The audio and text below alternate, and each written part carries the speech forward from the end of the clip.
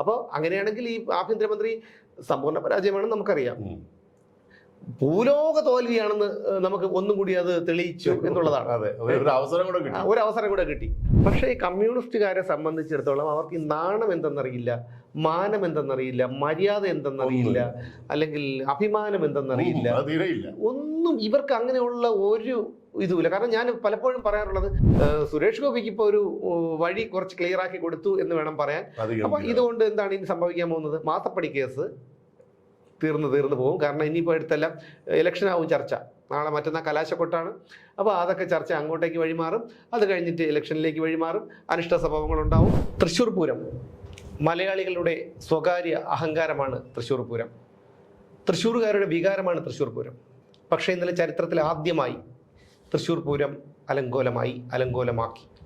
കേരള പോലീസിൻ്റെ മേലാണ് ആ കുറ്റം കെട്ടിവെച്ചിരിക്കുന്നത് എങ്കിലും അതിൻ്റെ പിന്നിൽ ചില അജണ്ടകളുണ്ട് എന്ന് നമ്മൾ തന്നെ സംശയിക്കേണ്ടിയിരിക്കുന്നു, അല്ലേ? തീർച്ചയായും. കേരള പോലീസ് ഒരിക്കലും ഈ പൂരം പോലുള്ളൊരു ഒരു ഉത്സവത്തെ, കേരളത്തിലെ തന്നെ വലിയൊരു ഉത്സവത്തെ പോലീസിന്റെ ഇഷ്ടപ്രകാരം അങ്ങനെ ഒരു അലങ്കോലമാക്കുമെന്ന് എനിക്ക് തോന്നുന്നില്ല. അതിന്റെ പിന്നിൽ ചില അജണ്ടകൾ ഉണ്ട് എന്ന് തന്നെ സംശയിക്കേണ്ടിയിരിക്കുന്നു.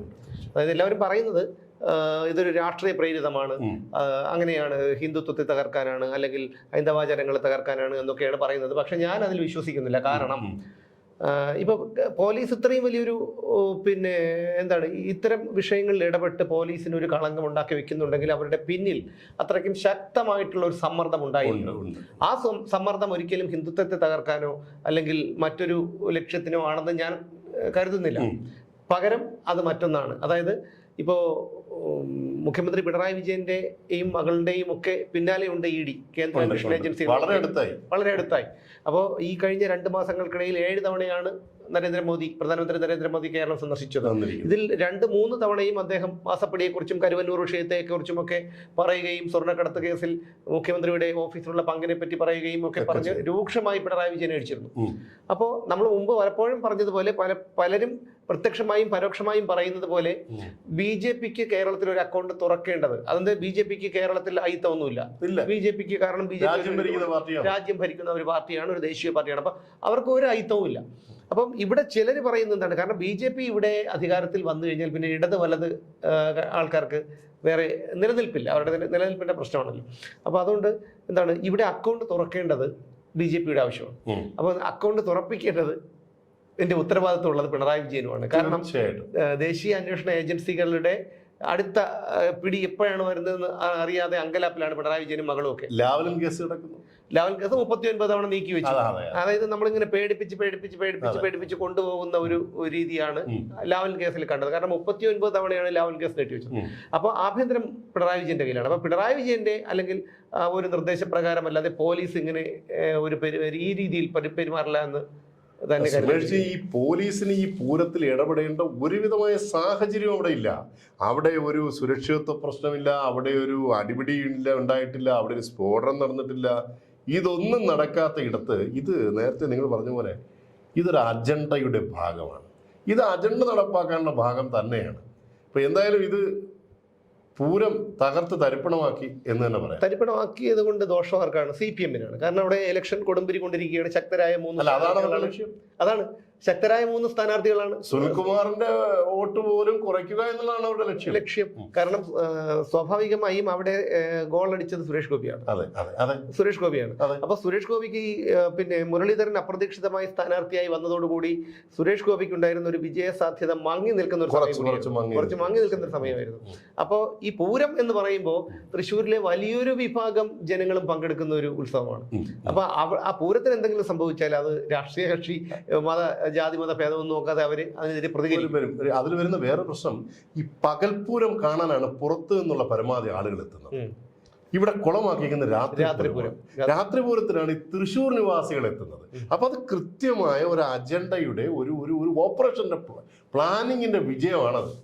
ഗംഭീരമായിട്ട്. അതായത് രാത്രി ഇവിടെ മുഴുവൻ പോലീസുകാർ ഈ നമ്മുടെ അവിടെയുള്ള വഴികൾ മുഴുവൻ അടച്ച് പാർക്കിംഗ് സൗകര്യങ്ങളെല്ലാം ഇല്ലാതാക്കി. അതായത് തൃശ്ശൂരിലുള്ള ജനങ്ങളെ എത്രയധികം ബുദ്ധിമുട്ടിക്കാമോ മാനസികമായി വെറുപ്പിക്കാമോ അതെല്ലാം പോലീസ് ചെയ്തു കഴിച്ചു. കാരണം city police commissioner Ankit Ashokan നേരിട്ടെത്തിയാണ് ഈ ജനങ്ങളെ, പൂരം കാണാനെത്തിയ ജനങ്ങളെ ആട്ടിപ്പായിക്കുകയും തള്ളി മോശമായ ഭാഷയിൽ ഈ ആനയ്ക്ക് പട്ട കൊണ്ടുവന്നവരുടെയൊക്കെ നിന്റെ പട്ടയും കുന്തമൊക്കെ എടുത്തിട്ട് പൊയ്ക്കൊണ്ട് അവിടെ നിന്ന് പറഞ്ഞിട്ട് ഷൗട്ട് ചെയ്യുക, പിടിച്ചു തള്ളുക. അപ്പോ തലപ്പത്തിരിക്കുന്നയാൾ അങ്ങനെ തുടങ്ങിയാലല്ലേ താഴെയുള്ളവർക്ക് ഇതിലിങ്ങനെ കണ്ടിന്യൂ ചെയ്യാൻ പറ്റുമോ? അതെ അതെ അതെ. നമ്മുടെ ഈ പൂരം വന്ന് നിൽക്കുന്ന അവിടെ ഈ മേളം കേൾക്കാനുള്ള ഒരു എന്താണ് റൗണ്ടർ ഉണ്ടായിരുന്നു, പേര് ഞാൻ വിട്ടുപോയി. അവിടെ സത്യത്തിൽ ആയിരക്കണക്കിന് ആളുകൾ നിൽക്കേണ്ട സ്ഥലം പോലീസ് വിജനമാക്കി കളഞ്ഞു. ഇവിടെ പ്രവേശിക്കാൻ കഴിയാത്ത രീതിയിൽ ഒരു ബാരിക്കേഡ് കെട്ടിക്കളഞ്ഞു പോലീസ്. അതായത് പൂരത്തിൽ ആളില്ലെങ്കിൽ പിന്നെ എന്ത് പൂരം? അപ്പൊ പെരുവന കുട്ടന്മാരാര് തന്നെ എന്ന് പറഞ്ഞിട്ടുണ്ട്, ആളില്ലാതെ എങ്ങനെയാണ് പൂരം നടത്തുക എന്നുള്ളത്. ഇതൊന്നും കാണാൻ പറ്റില്ല. അതെല്ലാം പോട്ടെ. നമുക്ക് ഈ പണ്ട് നമ്മൾ കേട്ടിട്ടുള്ള എന്താ, പൂരത്തിന്റെ വെടിക്കെട്ട്. ഏത് ജില്ലക്കാരും പറയുന്നത് എന്താ, ഓ തൃശ്ശൂർ പൂരത്തിലെ വെടിക്കെട്ട് പോലെ എന്ന് പറയും. ഈ വെടിക്കെട്ട് രാത്രി വെളുപ്പിന് 3 മണിക്കാണ് വെടിക്കെട്ട് വരേണ്ടത്. ഒച്ച മാത്രമല്ലല്ലോ, ദൃശ്യഭംഗി ആണല്ലോ. ഇത് പോലീസ് നിരോധിക്കുന്നു. ഒരു കുഴപ്പമില്ല, വെടിമരുന്നിന്റെ പ്രശ്നങ്ങളോ അല്ലെങ്കിൽ അങ്ങനെയുള്ള ഒരു വിഷയമില്ല, ഇത് നടത്താൻ പോലീസ് സമ്മതിക്കുന്നില്ല. അവസാനം ഭയങ്കര ശക്തമായ ഇടപെടലും പ്രതിഷേധവും കാര്യങ്ങളൊക്കെ ഉണ്ടായിട്ട് ഈ വെടിക്കെട്ട് നടക്കുന്നത് എപ്പോഴാണെന്നറിയോ? രാവിലെ 7 മണിക്ക്. അന്തമിട്ട വെയില് എന്ത് കാണാനാണ്? അപ്പൊ അതും കുളമായി. അതായത് നേരത്തെ നമ്മൾ പറഞ്ഞതുപോലെ ഇവിടെ ഇതെല്ലാം കൂടെ ചേർത്ത് വെച്ചുകൊണ്ട് ഒരു ഭരണവിരുദ്ധ വികാരം, ഒരു ആഭ്യന്തരത്തിനെ കുറ്റം പറയുന്ന രീതിയിൽ ജനങ്ങളുടെ മനസ്സിലെത്തിച്ചുകൊണ്ട് ഈ നിഷ്പക്ഷമായിട്ടുള്ള കുറെ പൂരപ്രേമികൾ ഹിന്ദു വോട്ടുകളൊക്കെ ഇല്ലേ, അത് എല്ലാം കൂടി ഇങ്ങനെ സ്വരൂപിച്ച് BJPയുടെ ഈ സുരേഷ് ഗോപിയുടെ പോക്കറ്റിലേക്ക് ആക്കി കൊടുക്കുക എന്ന പിണറായി തന്ത്രം ഒരു സംശയവുമില്ല. കാരണം ഒരു കാര്യമില്ല എന്തിനാണ് ഈ പൂരത്തിൽ കയറി കളിക്കുന്നത്. കാരണം പ്രത്യേകിച്ചും ഈ ഒരു ഇലക്ഷൻ സമയത്ത്, തെരഞ്ഞെടുപ്പ് സമയത്ത് ഒരിക്കലും ഒരു മതത്തിൻ്റെയും അല്ലെങ്കിൽ ഒരു മതത്തിൻ്റെ ആരാധനാലയങ്ങളിലും ഉത്സവങ്ങളിലും ഒന്നും അനാവശ്യമായ ഒരു ഇടപെടൽ ഉണ്ടാകാറില്ല ഭരണ കക്ഷിയുടെയും അല്ലെങ്കിൽ ഒരു രാഷ്ട്രീയ പാർട്ടിയുടെയും. പക്ഷെ ഇവിടെ കൃത്യമായ ഒരു അജണ്ടയോടുകൂടി തന്നെ പിന്നെ പോലീസ് പ്രവർത്തിച്ചിരിക്കുന്നു എന്നുള്ളത്. അപ്പൊ അതിൽ ഈ പരിചയസമ്പന്നരായ പൂരം സമയത്ത് ഡ്യൂട്ടി ചെയ്ത് പരിചയസമ്പന്നരായ മുതിർന്ന പോലീസ് ഉദ്യോഗസ്ഥരെ പലരെയും മാറ്റി നിർത്തിയിട്ട് അവർക്കൊന്നും ഡ്യൂട്ടി കൊടുത്തിട്ടില്ല. അവരെ മാറ്റി നിർത്തിയിട്ടാണ് യാതൊരു പരിചയമില്ലാത്ത കുറെ ആൾക്കാരെ കൊണ്ട് അവിടെ ഇറക്കിയിരിക്കുന്നത്. അപ്പൊ തന്നെ ഇപ്പോ എന്താണ് ഈ അങ്കിത് അശോകൻ കമ്മീഷണർ അദ്ദേഹമൊക്കെ വന്നിട്ട് വളരെ മ്ലേച്ഛമായ ഭാഷയിൽ ജനങ്ങളോടൊക്കെ പറയുമ്പോൾ അവർക്ക് അത്രയും ഒരു ഒരു പ്രകോപനം ഉണ്ടാകാതെ അവർ സംയമനം പാലിച്ചത് കൊണ്ടാണ് ആ വിഷയം അവിടെ അവസാനിച്ചത്. അതല്ലായിരുന്നുവെങ്കിൽ ഇത് മറ്റൊരു സ്ഥലത്തായിരുന്നെങ്കിലും ആലോചിച്ചു. കൊല്ലംപൂരുമായിരുന്നു അടി വലിയ പ്രശ്നമായിട്ടാണ്. അതായത് അവർക്ക് ആവശ്യം അതാണ്. കാരണം ലാത്തി ചാർജ് നടത്തിയെന്നാണ് പറയുന്നത്. എന്നിട്ടും പോലീസ് പറയുന്നതെന്ന് പറഞ്ഞാൽ പോലീസിനെ അപകീർത്തിപ്പെടുത്താനായിട്ട് കാര്യങ്ങൾ വിഭാഗം പ്രചരിപ്പിച്ചുകൊണ്ടിരിക്കുന്ന ദൃശ്യങ്ങളിലെല്ലാം നമ്മൾ കണ്ടതല്ലേ. പിന്നെ അപകീർത്തിപ്പെടുത്താനായി കുപ്രചരണം നടത്തിക്കൊണ്ടിരിക്കുന്നു. പോലീസ് കഴിഞ്ഞ തവണത്തെ അതേ നിയന്ത്രണങ്ങൾ മാത്രമാണ് നടത്തിയിട്ടുള്ളത് എന്നൊക്കെയാണ് പോലീസ് പറയുന്നത്. പക്ഷെ അതൊരിക്കലും നമുക്ക് വിശ്വാസത്തിലെടുക്കാൻ കഴിയുന്നതല്ല. കാരണം ദൃശ്യങ്ങൾ ഉൾപ്പെടെ ചാനലുകളിൽ നമ്മൾ കണ്ടതാണ്. കാരണം എല്ലാ പത്രങ്ങളും അത് റിപ്പോർട്ട് ചെയ്തതാണ്. ഇതിൽ ഏറ്റവും വലിയൊരു രസകരമായിട്ടുള്ള ഒരു കാര്യം എന്ന് പറഞ്ഞു കഴിഞ്ഞാൽ നമ്മുടെ ഒരു പാർട്ടി സെക്രട്ടറി ഉണ്ടല്ലോ, CPM-ന്റെ ഒരു പാർട്ടി സെക്രട്ടറി, അയാളെ കാര്യം മാസ്റ്റർ എന്ന് വിളിക്കുന്നത് MP ഗോവിന്ദൻ. എന്തിനാണ് മാസ്റ്റർ മാസ്റ്റർ എന്ന് പറഞ്ഞു കഴിഞ്ഞാൽ പുള്ളി അവിടെ കായികാധ്യാപനം എന്നാണ് പറഞ്ഞു കേട്ടിട്ടുള്ളത്. മാസ്റ്റർ അവർക്കൊരു ഗമയാണല്ലോ. മാസ്റ്റർ എന്നോ ഡോക്ടർ എന്നൊക്കെ വിളിക്കട്ടെ. കാരണം ഈ ചിന്താചരണം ഡോക്ടറായിട്ടാണ് ഡോക്ടർ എന്ന് വിളിക്കുന്നത്. അപ്പൊ അതുകൊണ്ട് അത് മാത്രമല്ല ഈ ഡോക്ടർ ഇപ്പൊ 50,000 രൂപയ്ക്ക് ശ്രീലങ്കയിൽ കിട്ടും. അതിന് കാരണം ഏറ്റവും ഞാനിത് പലപ്പോഴും പറയാറുള്ളത് പോലെ ഏറ്റവും കൂടുതൽ അഡ്വക്കേറ്റുമാരുള്ളതും ഏറ്റവും കൂടുതൽ ഡോക്ടറേറ്റ് നേടിയവരുള്ളതും ഈ CPM-ലാണ്. മറ്റൊരു രാഷ്ട്രീയ പാർട്ടിയിലും ഇല്ല. അതുപോലെ വിദ്യാഭ്യാസ വകുപ്പ് മന്ത്രി ശിവൻകുട്ടി സാറ് വരെ പക്ഷേ പുള്ളി ലിഫ്റ്റ് എന്നുള്ള വാക്കൊക്കെ അത് ഒരു കണക്കിന് അദ്ദേഹം കോടതിയിൽ പോകാത്തതാണ് നല്ലത്. കാരണം എന്തിനാണ് പാവങ്ങളെ തൂക്കുമരത്തിലേക്ക് അയക്കുന്നത്? അപ്പൊ അത്രയും ഒരു പാവം അദ്ദേഹം അത് ചെയ്തില്ലല്ലോ. കാരണം അഡ്വക്കേറ്റ് എന്നോ ഇനി പൈലറ്റ് എന്നോ എന്ത് വേണോ പറഞ്ഞോട്ടെ, നമുക്ക് ഒരു വിരോധമില്ല. അദ്ദേഹം എന്താണെന്നും നമുക്കറിയാം. അപ്പോൾ അതിന് ഏറ്റവും കൂടുതൽ ഡോക്ടറേറ്റ് നേടിയവരും അഡ്വക്കേറ്റ്മാരും മാസ്റ്റർമാരും ഒക്കെ ഉള്ളത് ഇടതുപക്ഷത്തിലാണ്. നേരത്തെ പറഞ്ഞതിന്റെ വാക്ക് പറഞ്ഞില്ല മാസ്റ്റർ പറഞ്ഞതാണ് പോലീസിന് ഇതിന്റെ വല്ല കാര്യം ഉണ്ടായിരുന്നു, അവരവിടെ ഇടപെട്ടത് ശരിയായില്ലെന്ന്. അപ്പോൾ അങ്ങനെയാണെങ്കിൽ ഈ ആഭ്യന്തരമന്ത്രി സമ്പൂർണ്ണ പരാജയമാണെന്ന് നമുക്കറിയാം. ഭൂലോക തോൽവിയാണെന്ന് നമുക്ക് ഒന്നും കൂടി അത് തെളിയിച്ചു എന്നുള്ളതാണ്. ഒരു അവസരം കൂടെ കിട്ടി അത് തെളിയിക്കാൻ വേണ്ടി. അപ്പോൾ എന്താണ് ഗോവിന്ദൻ മാസ്റ്ററുടെ ആ ഒരു MP ഗോവിന്ദന്റെ ആ ഒരു സ്റ്റേറ്റ്മെന്റ് തന്നെ ഇതെന്തിനാണ് ഇവരെല്ലാവരും കൂടി അറിഞ്ഞുകൊണ്ടുള്ള ഒരു നാടകം ആണ് എന്നുള്ളത്. കാരണം അവിടെ CPI സ്ഥാനാർത്ഥിയാണ്, ജയിച്ചില്ലെങ്കിലും കുഴപ്പമൊന്നുമില്ല. കാരണം ആരാണ് CPM സ്ഥാനാർത്ഥി. രണ്ടാമത്തെ പോയിന്റ് അതാണ്. ഈ പാവപ്പെട്ട സുനിൽകുമാർ നല്ലൊരു കാൻഡിഡേറ്റ് ആണ്, നല്ല കാൻഡിഡേറ്റ് ആണ്. ഈ CPM അടികൊള്ളാനാണല്ലോ CPI കേരളത്തിലുള്ളത്. അപ്പൊ ഒരു കണക്കിന് ഒരു മനസ്സിൽ ചിരിക്കുന്നുണ്ടാവും. എന്തായാലും ഈ സുനിൽകുമാറിനെ തോൽവി ഉറപ്പാവുക മാത്രമല്ല, ഹിന്ദു വോട്ടൊന്ന് കേന്ദ്രീകരിച്ച് കിട്ടിക്കഴിഞ്ഞാൽ അവർ കൊടുത്ത വാക്ക് പാലിക്കാം. കേരളത്തിൽ BJPക്ക് CPMന്റെ സഹായം കൊണ്ട് ലോക്സഭ ഇലക്ഷൻ അക്കൗണ്ട് തുറക്കാനുള്ള അവസരത്തിന്റെ ഓപ്പറേഷൻ, പിണറായി വിജയന്റെ ഓപ്പറേഷൻ ഗ്രാൻഡ് സക്സസ് ആണ്. കാരണം അതിനു മുമ്പും പല അവസരങ്ങളിലും ഇപ്പൊ നവകേരള സർക്കിട്ട് നടന്നു. ഈ നവകേരള സർക്കിട്ട് നടന്നപ്പോൾ പോലും സുരേഷ് ഗോപി പിണറായി വിജയന്റെ നവകേരള സർക്കിട്ടിനെതിരെ ഒരു അക്ഷരം വേണ്ടിയിട്ടില്ല. അത് കാരണം അന്തർധാര സജീവമായിരുന്നു എന്നുള്ളത്. കാരണം നമ്മൾ മണ്ടന്മാരൊന്നും അല്ലല്ലോ അവര്. നമ്മൾ മണ്ടന്മാർ സാധാരണ അരിയാഹാരം കഴിക്കുന്ന ഒരു ബുദ്ധി വെച്ചിട്ടാണ് പറയുന്നത്. ചിലപ്പോൾ അത് സംശയമായിരിക്കാം. പക്ഷെ എന്നാൽ പോലും ഈ രീതിയിൽ നമുക്കതിനെ കാണാൻ കഴിയുള്ളൂ. ആ ഒരു രീതിയിൽ മാത്രമാണ് കാണാൻ കഴിയുന്നത്. കാരണം ഇങ്ങനെ ഒരു ഇഷ്യൂ ഉണ്ടാക്കി കഴിഞ്ഞാൽ, അവിടെ ഒരു വിഷയം ഉണ്ടായി കഴിഞ്ഞാൽ ഒരിക്കലും എന്താണ് ഈ CPMന് വോട്ട് ചെയ്യണമെന്ന് ആഗ്രഹിക്കുന്ന ആൾക്കാർ പോലും, അവരുടെ അനുഭാവികൾ പോലും ഈ CPMന് വോട്ട് ചെയ്യുന്നതൊക്കെ ആഗ്രഹത്തിനും അപ്പുറം അവരുടെ LDFന് അതിനും വലിയ വികാരമാണ് പൂരം. അപ്പൊ ഇതാണ് ഇപ്പൊ സുമേഷ് പറഞ്ഞാൽ കറക്റ്റ്. പക്ഷേ ഇതിനകത്ത് വേറൊരു കാര്യം, നാണക്കേടായി. ഈ രാഷ്ട്രീയ അജണ്ടയ്ക്ക് വേണ്ടി ഒരു സംസ്കാരത്തെ ഇങ്ങനെ നശിപ്പിച്ചത് നാണക്കേട് ആർക്കാണ്? നമുക്കല്ലല്ലോ നാണക്കേട്. കാരണം അവർക്ക് നാണവും മാനവും ഇല്ലാത്തതുകൊണ്ട് അത് വിഷയമില്ല. അവർക്ക് ഇത് പതിവാണ്. ഇടതുപക്ഷത്തിന് അല്ലെങ്കിൽ പിണറായി വിജയനും ഇടതുപക്ഷ നേതാക്കൾക്കും ഒക്കെ ഇത് പതിവാണ്. അത് മാത്രമല്ല, പ്രത്യേകിച്ച് രാഷ്ട്രീയക്കാർക്ക്, ഞാൻ എല്ലാ രാഷ്ട്രീയക്കാരെയും അങ്ങനെയാണ് പറയുന്നത്. കാരണം ഒരു നാണവും മാനവും അവർക്കില്ല. അത് നമ്മളിപ്പം ഒരു നാണം, കാരണം അവർക്ക് അഭിനയിക്കുക, ഒരു മരണം വീട്ടിൽ ചെന്നാൽ നമുക്കിത് പുച്ഛമുണ്ടാവുന്നത്. അത് ഇന്ന രാഷ്ട്രീയ പാർട്ടി എന്നില്ല, എല്ലാ രാഷ്ട്രീയക്കാരും അങ്ങനെ തന്നെയാണ്. ഒരു പരിചയമില്ലാത്തവരാ നാളായി കണ്ടിട്ടാണ്. ഇപ്പൊ ഇവിടെ ഞാൻ പലപ്പോഴും പറയാനുള്ള, ഈ ശശി തരൂരാണ് ഏറ്റവും നല്ലൊരു ആക്ടർ എന്ന് പറയാൻ പറ്റില്ല. അതായത് സന്തോഷ് പണ്ഡിറ്റ് ചെയ്യുന്നതും അഭിനയമാണ്. ഈ പറയുന്ന മോഹൻലാലും മമ്മൂട്ടിയും മുകേഷും ഒക്കെ അഭിനയമാണ്. പക്ഷെ ഇത് രണ്ടും തമ്മിൽ അജഗജാന്തരമാണ്, വ്യത്യാസമുണ്ട്. അപ്പൊ അതുകൊണ്ട് ഈ ശശി തരൂർ എന്താണ്, കറുത്തൊരു കൂളിംഗ് ഗ്ലാസും വെച്ചൊരു ഷാൾ ഇട്ടുകൊണ്ട് ഇറങ്ങി കഴിഞ്ഞാൽ സവാള വട തിന്നുക, ഈ കുട്ടികളെ കയ്യിലെടുക്കുക. കാരണം രാജാവിന്റെ മകനല്ലോ, ഭൂമിയിലെ രാജാക്കന്മാർ ഏതൊരു സിനിമയിൽ മോഹൻലാൽ കൊച്ചിനെ കൈ കൊടുക്കുന്നവരെ. അപ്പൊ എനിക്ക് ശശി തരൂരിനെ കാണുമ്പോൾ ഇതാണ് ഓർമ്മ വരുന്നത്. ഇവിടെ ഇത്രയും 20 മണ്ഡലങ്ങളിലായിട്ട് 196 സ്ഥാനാർത്ഥികളുണ്ട്. ഇവരാരും ഇത്തരം കോമാളിത്തരങ്ങളൊന്നും കാണിക്കുന്നില്ല. അപ്പൊ അതുകൊണ്ട് ഇവരെല്ലാവരും അഭിനയം തന്നെയാണ്. ആർക്ക് ജനങ്ങളെ സേവിക്കണം, ആർക്ക് എങ്ങനെയെങ്കിലുമൊക്കെ ജയിച്ചു കയറി കഴിഞ്ഞാൽ അവർക്ക് എല്ലാവിധ സുഖ സൗകര്യങ്ങളും കിട്ടി. ഇപ്പൊ നമ്മുടെ വീട്ടിലെടുക്കെ വന്നു നമ്മളെ കാണുമ്പോഴൊക്കെ ചിരിക്കുന്നു, ഇത് വോട്ടൊക്കെ ചോദിക്കുന്നു. ഇവരൊന്നും ജയിച്ചു കഴിഞ്ഞാലുള്ള അതെ, ഇത് കാണാൻ കിട്ടില്ല. ഇതൊക്കെ നമുക്കറിയാന്നുള്ള കാര്യം തന്നെയാണ്. അപ്പൊ അതുകൊണ്ടാണ് ഈ പറയുന്നത്, ഈ ഇഡിയുടെയും SFIയുടെയും ഒക്കെ അന്വേഷണം കൃത്യമായി പിണറായി വിജയനിലേക്കും മകളിലേക്കും എത്തിക്കഴിഞ്ഞു എന്നുള്ള കാര്യം വ്യക്തമാണ്. കാരണം ഇഡി നടപടികൾ വേഗത്തിലാക്കിയെന്ന് ഉടനെ തന്നെ ഈ CMRLന്റെ ഉദ്യോഗസ്ഥരെ അറസ്റ്റ് ചെയ്യുമെന്നുള്ള, കാരണം അവർ കറുത്തയും വെളുത്തയൊക്കെ അതുകൊണ്ട് അതിന് ഒരാളെ ഒഴിവാക്കില്ല. കാരണം ക്യാൻസർ എന്നല്ല, ഇതിപ്പോ ഒരു രോഗം ആർക്കും വരാം. പക്ഷെ രോഗം വന്നു എന്ന് കരുതി കുറ്റവാളിയായി അല്ലാതായി തീരില്ല. അപ്പം കറുത്തായിരുന്നാലും വെളുത്തായിരുന്നാലും ഇടി പൊക്കിക്കൊണ്ട് പോകുമെന്ന് പറഞ്ഞു കഴിഞ്ഞാൽ പൊക്കിക്കൊണ്ടുപോകും. തിഹാർ ജയിലിൽ ഇഷ്ടംപോലെ സ്ഥലമുണ്ട്. ലാലു പ്രസാദ് യാദവിനും കിഡ്നി ഉൾപ്പെടെ ഉള്ള രോഗങ്ങളുണ്ടായിരുന്നു. കേജ്രിവാൾ കൂടുതൽ കഴിക്കുകയാണ്, ഷുഗർ കൂടാൻ വേണ്ടി. എന്തൊക്കെ നാടകങ്ങളാണല്ലേ. അല്ല, ഇവരെല്ലാവരും നാടകക്കാരാണ്. കാരണം ഈ എന്താണ്, കേജ്രിവാൾ ഒരു മുഖ്യമന്ത്രിയാണെന്നുള്ള കാര്യം നമുക്കെല്ലാം അറിയാം. ഒരു മുഖ്യമന്ത്രിക്ക് കിട്ടുന്ന ശമ്പളം എത്രയാണെന്നും അദ്ദേഹത്തിന് കിട്ടുന്ന ആനുകൂല്യങ്ങൾ എന്തൊക്കെയാണെന്നും നമുക്കറിയാം. പിന്നെ ഈ പറഞ്ഞ റബ്ബർ ചെരുപ്പൂട്ട് ജനങ്ങളുടെ അടുത്തെത്തി പ്രവർത്തനം കാണിക്കേണ്ട കാര്യമുണ്ടോ? എന്തിനാണ് എൻ്റെ ഒരു അഭിപ്രായത്തിൽ ഏറ്റവും നല്ലൊരു ബിസിനസ്സുകാരൻ ബോബി ചെമ്മണ്ണൂരാണ്.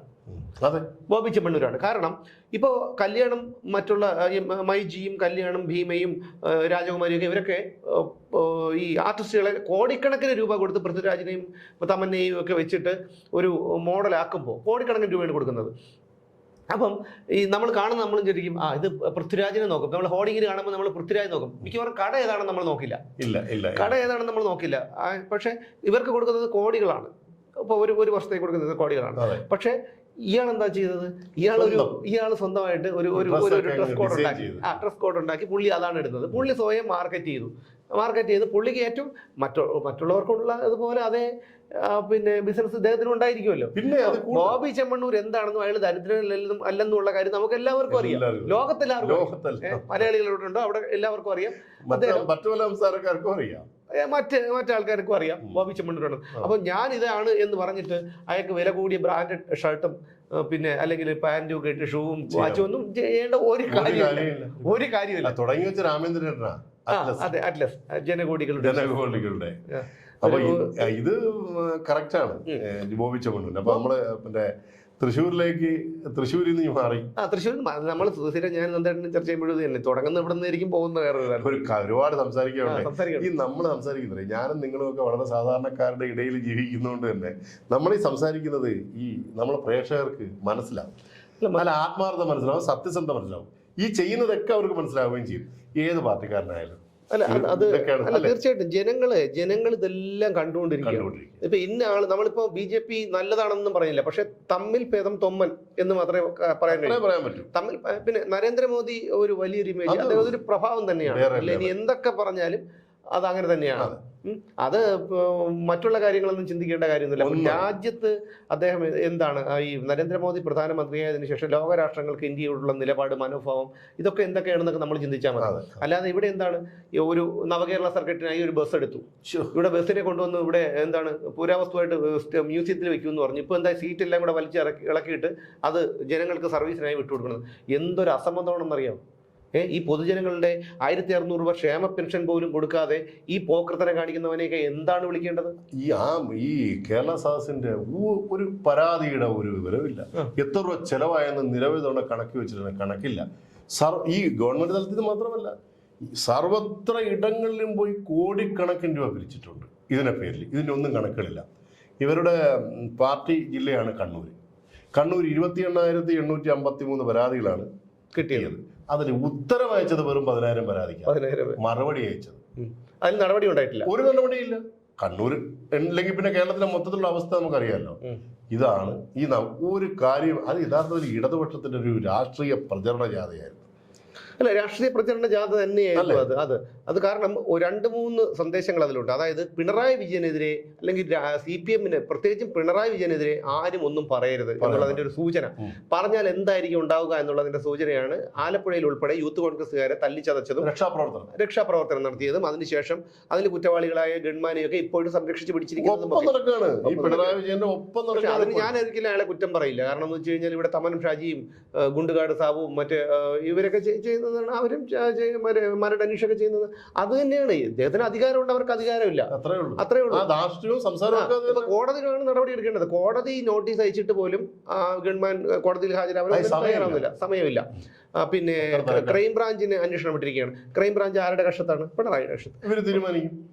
ഇവർ തീരുമാനിക്കും. അപ്പോൾ ഞങ്ങൾ ഇന്ന് രാവിലെ ഒരു സ്ഥലത്ത് ഷൂട്ടിന് പോയി. ഒരു സ്ത്രീ നിരന്തരം ഇവിടുത്തെ നമ്മളെ വിളിക്കുമായിരുന്നു. അവർക്ക് ഒരു വീടില്ല എന്ന് പറഞ്ഞിട്ടാണ് വിളിക്കുന്നത്. അപ്പോൾ നമ്മൾ അവിടെ ചെന്നപ്പോൾ വളരെ പരിതാപകരമാണ് അവരുടെ അവസ്ഥ. അതായത് ഒരു 6-7 മാസങ്ങൾക്ക് മുൻപ് ബാലരാമപുരം വെടിവെച്ചാൻ കോവിൽ ഇവർ പല സ്ഥലങ്ങളിൽ വീട് വാടകയ്ക്ക് എടുത്ത് അവിടെ കഴിഞ്ഞു വന്നതിന് ശേഷം അവിടെ വാടക കൊടുക്കാത്തതുകൊണ്ട് ആ വീട്ടുടമസ്ഥനെ അവർ ഇറക്കി വിട്ടു. അത് 24 ചാനലുകാർ അത് വാർത്തയാക്കുകയും 24 ചാനലിലെ ഒരു സ്റ്റാഫ് അവർക്കൊരു വീട് 24 ചാനലിലെ ടീം അവർക്ക് ഈ പള്ളിച്ചൽ ഭാഗത്ത് ഒരു വീട് ചെറിയൊരു വീട് വാടകയ്ക്ക് എടുത്തു കൊടുത്തു. അതിന് 4 മാസത്തെ എന്തോ വാടക അവിടുത്തെ ഒരു സ്റ്റാഫ് തന്നെ കൊടുത്തു. 3500 ഒരു ദിവസം വാടക, ഒരു മാസത്തെ വാടക. അപ്പൊ ഈ സ്ത്രീക്ക് വേറെ മാർഗമൊന്നുമില്ല. ഇവരുടെ +2 പാസ്സായ ഒരു മോളെ 92% മാർക്ക് കിട്ടിയ കുട്ടി പാസ്സായി. അപ്പൊ ഈ പാസ്സായിട്ട് ഇവള് പിന്നെ ഡിഗ്രിക്ക് പോകാൻ കാശില്ലാത്തത് കൊണ്ട് പഠിക്കാനില്ല, ആഹാരം പോലും ഇല്ല, പിന്നെ അല്ലേ പുസ്തകം മറ്റു കാര്യങ്ങൾ. ദയനീയം. അപ്പൊ ആ ഒരു അവസ്ഥയിൽ ഇവള് പഠിക്കാൻ പോകാതെ വീട്ടിൽ നിൽക്കുകയാണ്. ഈ അമ്മയ്ക്കാണെങ്കിൽ അവർക്ക് ഇടയ്ക്കിടയ്ക്ക് അസുഖം വരും. അപ്പൊ അവര് പറഞ്ഞു, ഞാൻ മുഖ്യമന്ത്രിയെ കാണാൻ വേണ്ടി പലതവണ ശ്രമിച്ചു. പിന്നെ മുഖ്യമന്ത്രിയുടെ ഓഫീസിൽ പോയി MP രാജ് ഇവർക്ക് ഒരു തവണ എന്തോ ലൈഫ് മിഷന്റെ എന്തോ ഒരു ചെറിയ ആദ്യത്തെ ഗഡു കിട്ടി. ആ ഗഡു കിട്ടിയപ്പോൾ ഇവരുടെ അച്ഛൻ ഗുരുതരാവസ്ഥയിൽ ഹോസ്പിറ്റലിലായപ്പം വേറെ നിവൃത്തിയില്ല, വേറെ ഇതില്ലാത്തതുകൊണ്ട് ഇവർ ഈ കാശെടുത്ത് ആ ഹോസ്പിറ്റലിൽ ചിലവാക്കി അദ്ദേഹം മരണപ്പെട്ടു പോവുകയും ചെയ്തു. അപ്പോൾ ഇവരുടെ ഈ സ്ഥിതി ബോധിപ്പിക്കാൻ വേണ്ടി ഇവർക്ക് വേറെ ആരുമില്ല. സ്ഥിതി ബോധിപ്പിക്കാൻ വേണ്ടി എം പി രാജേഷിനെ കണ്ടു. എം പി രാജേഷ് പറഞ്ഞു മര്യാദയ്ക്ക് നിങ്ങൾ ആ പൈസ കൊണ്ട് തിരിച്ചടയ്ക്കണം, ഈ എടുത്ത ഗഡു നിങ്ങൾ തിരിച്ചടയ്ക്കാൻ പറഞ്ഞു വിട്ടു. അതിനുശേഷം മുഖ്യമന്ത്രി പിണറായി വിജയനെ കാണാൻ വേണ്ടി ഇവർ പല തവണ പോയപ്പോഴും പോലീസുകാർ ഭീഷണിപ്പെടുത്തുമായിരുന്നു. കാരണം കാണാൻ പറ്റില്ല. അപ്പം ഇന്ന് ഞങ്ങൾ ചെയ്തിട്ട് അതിപ്പം നാളെ എന്തെങ്കിലും വാർത്തയാക്കി വിടണം, അവർ കുട്ടിക്കൊന്ന് പഠിച്ചാൽ മതി, അവർക്ക് ലോയർ ആണോ എന്നാണ് ആഗ്രഹം. അപ്പം നമുക്ക് ഒരു സ്പോൺസറെ കിട്ടിയാൽ മതി. അപ്പോൾ ആ തരത്തിലാണ് ഇവിടുത്തെ സാധാരണക്കാരൻ്റെ അല്ലെങ്കിൽ പാവപ്പെട്ടവന്റെ പോക്ക്. അപ്പോൾ ഈ നമ്മളിപ്പം വയറ് നിറച്ചുണ്ടവന് വിശപ്പിന്റെ വില അറിയില്ല. അപ്പൊ അതുപോലെയാണ് ഇവരുടെയൊക്കെ കാര്യം. കാരണം ഇവർ കുനിഞ്ഞതോ നിവർന്നതോ ഒന്നുമല്ല, ജനങ്ങളുടെ നികുതി പണമാണ്. ഈ ജനങ്ങളുടെ നികുതി പണം എടുത്ത് അവർക്ക് ഇഷ്ടംപോലെ പുട്ടടിക്കാം. ഈ തെരഞ്ഞെടുപ്പ് കാലത്ത് ജനങ്ങൾ ഓർമ്മിക്കേണ്ട ഒരുപാട് കാര്യങ്ങളുണ്ട്. അത് അവസരം വരുമ്പോൾ പറയുന്നു എന്നുള്ളത്. നമ്മുടെ ഒരു ഹെലികോപ്റ്റർ വാടക എടുത്തിട്ടുണ്ട്. ഒന്നാം പിണറായി സർക്കാരിന്റെ കാലത്ത് ഈ ഹെലികോപ്റ്റർ എടുത്ത് ഒരു വർഷം വാടക കിട്ടാൻ 22 കോടി ചില്ലുവാനും രൂപയാണ് പൊതു ഖജനാവിൽ നിന്ന് ചിലവാക്കിയത്. പറന്നതാകെ 5 തവണ. ഇപ്പോൾ രണ്ടാമത് എടുത്തു. എന്തൊരു ദൂർത്താണ്. ഇപ്പോൾ ഒരു മാസത്തെ വാടക 80 ലക്ഷം രൂപ. ഇപ്പൊ എത്ര തവണ പറഞ്ഞിട്ട് 2 മാസവും 3 മാസവും എന്തോ ആയത് പറഞ്ഞിട്ട് വെറുതെ കിടക്കണം. ഈ 80 ലക്ഷം രൂപ കൊണ്ട് എത്ര പേർക്ക് 1600 രൂപ വെച്ച് പെൻഷൻ കൊടുക്കാം? സകല ക്ഷേമനിധി ബോർഡിൽ നിന്നും സർക്കാരിലേക്ക് കടമെടുത്തിട്ട് തിരിച്ചടയ്ക്കാത്തത് കൊണ്ട് ആ തൊഴിലാളികൾക്ക് അവരുടെ ആ പെൻഷൻ കിട്ടുന്നില്ല. അവരുടെ നല്ല കാലത്ത് അവർ ജോലി ചെയ്തിട്ട് അത് വിഹിതമായി അടച്ചുകൊണ്ടിരുന്നതാണ്. സർക്കാരിലേക്ക് അത് വയസ്സ് കാലത്ത് തിരിച്ചു കിട്ടുമല്ലോ എന്ന് വിചാരിച്ചിട്ട് അടച്ചുകൊണ്ടിരുന്നതാണ്. അത് കിട്ടുന്നില്ല. അപ്പം ഇപ്പൊ ബസ്സൊക്കെ എന്ന് വെച്ചാൽ നേരത്തെ ഇഷ്ടംപോലെ ബസ്സുകളൊക്കെ ഉണ്ടായിരുന്നു. ഇവിടെ സർക്കിൾ ബസ്സൊക്കെ, ഇവിടെ ഇലക്ട്രിക് ബസ്സൊക്കെ ഉണ്ടായിരുന്നു ഈ ഭാഗത്തൊക്കെ. ഇപ്പൊ അതുമില്ല. കാരണം ഗണേശ മന്ത്രി ആയതിനോടുകൂടി ലാഭമാക്കാൻ കൊടുത്തത്. ഈ ലാഭമാണോ ഈ പിന്നെ ജനങ്ങളുടെ അടിസ്ഥാന സൗകര്യമല്ലേ? മാത്രമല്ലല്ലോ ജനങ്ങളുടെ സൗകര്യങ്ങൾ അതല്ലേ സർക്കാർ സൂക്ഷിക്കേണ്ടത്. ഇവിടെ പറഞ്ഞിട്ട് കാര്യമില്ല, ജനങ്ങൾ തന്നെ ചിന്തിക്കണം. അപ്പൊ ഈ പൂരം എന്ന് പറഞ്ഞു കഴിഞ്ഞാൽ, ഈ പൂരം അലങ്കോലമാക്കിയതിലേക്ക് തന്നെ നമുക്ക് തിരിച്ചു വരാം. അന്ന് കഴിഞ്ഞാൽ ഈ പറഞ്ഞതുപോലെ മകളെ ഇടാതിരിക്കാനുള്ള, അല്ലെങ്കിൽ പിണറായിക്ക് മറ്റൊരു തട്ടുകേട് വരാതിരിക്കാനുള്ള ഒരു തന്ത്രം തന്നെയാണ്. കാരണം മറ്റേ കേസ് കഴിഞ്ഞു അല്ലേ, സുമേഷിയുടെ ഒരു കാഴ്ചപ്പാടിൽ അത് കഴിഞ്ഞു. ഏതാണ് ഇങ്ങനെ വിജയിച്ചു കഴിഞ്ഞാൽ ലാവലിനും പോയി, സ്വർണ്ണക്കടത്തും പോയി, എവിടെ അത് പോയി, തീർച്ചയായിട്ടും പോയി. അല്ല, നമുക്ക് ചിന്തിക്കാന്നുള്ളതേ ഉള്ളൂ. ഈ പ്രേക്ഷകരൊക്കെ അവരുടെ യുക്തിക്കനുസരിച്ച് ജനങ്ങൾ ചിന്തിക്കട്ടെ. കാരണം അല്ലെങ്കിൽ ഇതുപോലൊരു പൂരം എന്ന് പറയും, അതും ഈ തെരഞ്ഞെടുപ്പ് കാലത്ത് പൂരം ഭരണപക്ഷ പാർട്ടി നിയന്ത്രിക്കുന്ന പോലീസ് സംവിധാനം ഈ പൂരത്തെ ഇത്രയധികം പിന്നെ അലങ്കോലമാക്കുമായിരുന്നു. ഇതിന് മറ്റൊരു ഉദാഹരണം കൂടിയുണ്ട്. സുപ്രീം കോടതി ഉത്തരവിന്റെ മറപിടിച്ച് 2 ആക്ടിവിസ്റ്റുകളെ, വനിതാ ആക്ടിവിസ്റ്റുകളെ ശബരിമലയിൽ കയറ്റി.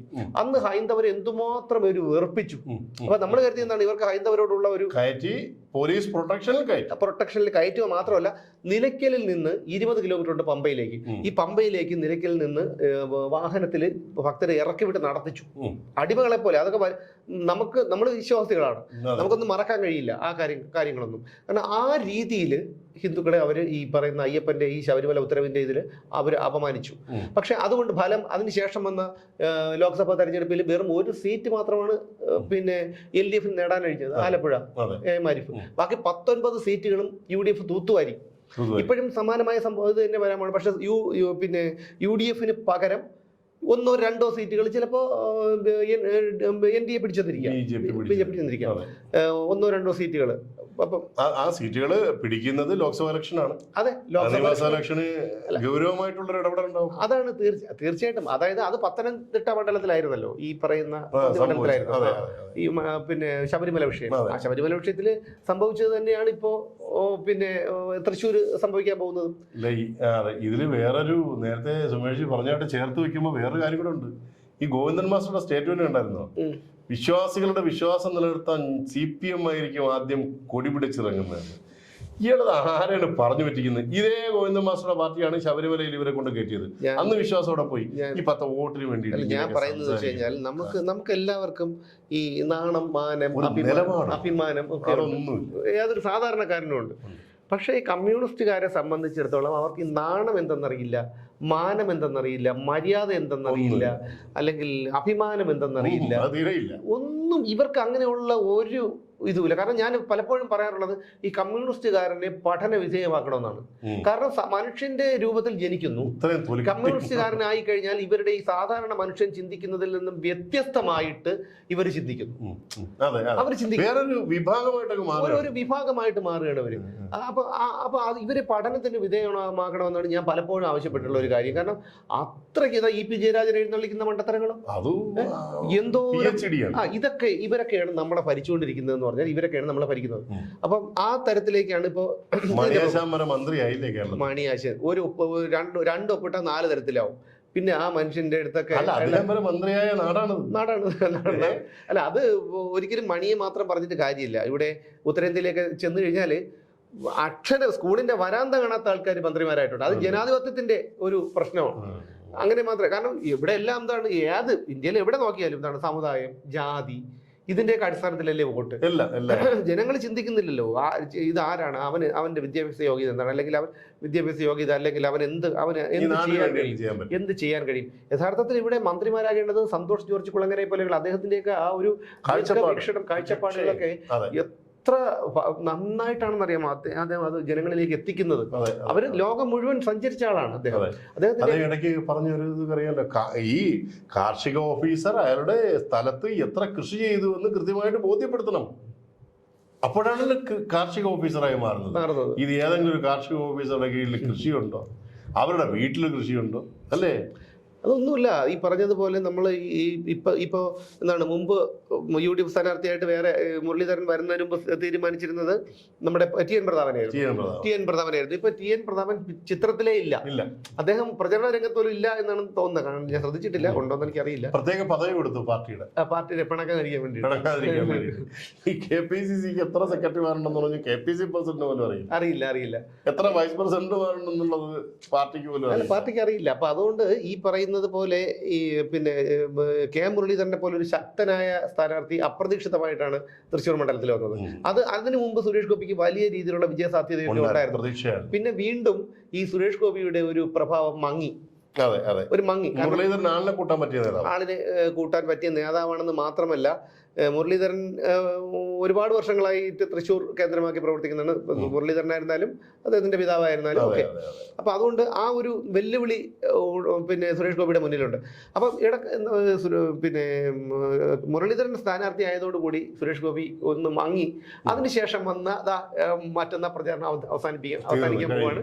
ആ കലാശക്കൊട്ടാണ്. കലാശക്കൊട്ടിന് മുമ്പായിട്ട് എല്ലാവരും ശ്രദ്ധിക്കുന്ന രീതിയിൽ മാധ്യമങ്ങളൊക്കെ വലിയ രീതിയിൽ വാർത്തയാണ് ഈ പറയുന്ന പോലീസിന്റെ നര. എനിക്ക് ഏറ്റവും വലിയ ഇതെന്ന് പറഞ്ഞാൽ എന്തിനും പോലീസിന് ബലിയടക്കുകയാണ്. ഒരിക്കലും ഞാൻ വിശ്വസിക്കില്ല ഇത് പോലീസിന്റെ സ്വന്തം ഇഷ്ടപ്രകാരമാണ് എന്ന് ഒരിക്കലും ഞാൻ വിശ്വസിക്കില്ല. കൃത്യമായിട്ടും ഇടതുപക്ഷത്തിന്റെ ഒരു ശക്തമായ സമ്മർദ്ദം, ഇടതുപക്ഷത്തിന്റെ എന്ന് വെച്ച് കഴിഞ്ഞാൽ ആഭ്യന്തരമന്ത്രി ഉൾപ്പെടുന്ന പിണറായി വിജയൻ ഉൾപ്പെടുന്നവരുടെ ശക്തമായ ഒരു സമ്മർദ്ദം കൊണ്ട് തന്നെയാണ് ഈ ഒരു പിന്നെ പോലീസിന് ഇത്തരത്തിൽ പ്രവർത്തിക്കേണ്ടി വന്നത്. അതിന്റെ തട്ടുകേട് വന്നത് ആർക്കാണ്? CPM-നാണ്. CPM-ന്റെ ഒരുപാട് വോട്ട്, അതായത് LDF-ന്റെ ഒരുപാട് വോട്ട് അങ്ങോട്ട് മറിയും. നമ്മുടെ CPM ഒന്നാമത്തെ കാര്യം CPM സ്ഥാനാർത്ഥിയല്ല, സുനിൽകുമാർ നല്ലൊരു കാൻഡിഡേറ്റ് ആണ്, നല്ലൊരു കാൻഡിഡേറ്റ് ആണ്. അപ്പൊ അവിടെ എത്തിയതും സുരേഷ് ഗോപിയാണ്. അപ്പൊ ഇപ്പോ എന്താണ് മുരളീധരന്റെ ഒരു ഇതുപോലും ഇല്ല പിക്ചറിൽ. ഇപ്പൊ ഉള്ളത് പൂരം കലക്കൽ സുരേഷ് ഗോപി. സുരേഷ് ഗോപി ജയിക്കണമെന്നാണ് എന്റെ ആഗ്രഹം. കാരണം എന്ന് വെച്ചാൽ അത് എന്തെങ്കിലുമൊക്കെ ചെയ്യാൻ കഴിയും, കാരണം ഒരു തവണ ചെയ്യാൻ കഴിയും എന്നുള്ളതാണ്. ഒരുപാട് കാരുണ്യ പ്രവർത്തികളൊക്കെ ചെയ്തിട്ടുണ്ട് അദ്ദേഹം. എന്നിട്ട് പലരും പറഞ്ഞു അതല്ല രാഷ്ട്രീയം എന്നാണ് പറയുന്നത്. പിന്നെ എന്താണ് രാഷ്ട്രീയം? അയാളുടെ കയ്യിൽ നിന്ന് പൈസ മുടക്കി അദ്ദേഹത്തിന്റെ വരുമാനത്തിൽ നിന്നോ അങ്ങനെ എന്തോ ആയിക്കോട്ടെ ഒരുപാട് പേരെ സഹായിച്ചിട്ടുണ്ടല്ലോ. ഇവര് പറഞ്ഞു ഇതല്ല രാഷ്ട്രീയം എന്ന് പറഞ്ഞാൽ അതല്ല. പിന്നെ എന്താണ് രാഷ്ട്രീയം എന്ന് എനിക്ക് മനസ്സിലാവുന്നില്ല. അങ്ങനെയാണെങ്കിൽ അത് ഒരു ചാരിറ്റി ആയിട്ട്, ഒരു ചാരിറ്റബിൾ ട്രസ്റ്റ് ആയിട്ട് തുടങ്ങിയാൽ പോരെ എന്നൊക്കെയാണ് ആൾക്കാർ ചോദിക്കുന്നത്. എന്തായാലും ഞാനതിനെയൊന്നും അനുകൂലിക്കുന്നില്ല. ഈ പറഞ്ഞതുപോലെ സുരേഷ് ഗോപിക്ക് ഇപ്പോൾ ഒരു വഴി കുറച്ച് ക്ലിയർ ആക്കി കൊടുത്തു എന്ന് വേണം പറയാൻ. അപ്പൊ ഇതുകൊണ്ട് എന്താണ് ഇനി സംഭവിക്കാൻ പോകുന്നത്? മാസപ്പടി കേസ് തീർന്നു പോകും. കാരണം ഇനിയിപ്പോൾ അടുത്തെല്ലാം ഇലക്ഷൻ ആവും ചർച്ച. നാളെ മറ്റന്നാ കലാശക്കൊട്ടാണ്. അപ്പോൾ അതൊക്കെ ചർച്ച അങ്ങോട്ടേക്ക് വഴിമാറും. അത് കഴിഞ്ഞിട്ട് ഇലക്ഷനിലേക്ക് വഴിമാറും. അനിഷ്ട സംഭവങ്ങളുണ്ടാവും. അടുത്ത ഇലക്ഷൻ പിന്നെ വോട്ടെണ്ണുമ്പോൾ അടുത്ത് ഫലം അറിയും. പിന്നെ അതിന്റെ പിന്നിലായി ഇതെല്ലാം താഴേക്ക് പോകും. മാസപ്പടി കേസും അതുപോലുള്ള SFIOയും CMRL എല്ലാം താഴേക്ക് പോകും. മണ്ടന്മാരായ നമ്മൾ ഇതൊക്കെ കണ്ട് ഇങ്ങനെ അന്തം വിട്ട് കുന്തം പിടിയിരിക്കും എന്നുള്ളത് മാത്രമേ പറയാനുള്ളൂ. എന്തായാലും നമുക്ക് വീണ്ടും കാണാം മറ്റൊരു വിഷയത്തിലൂടെ നാളെ.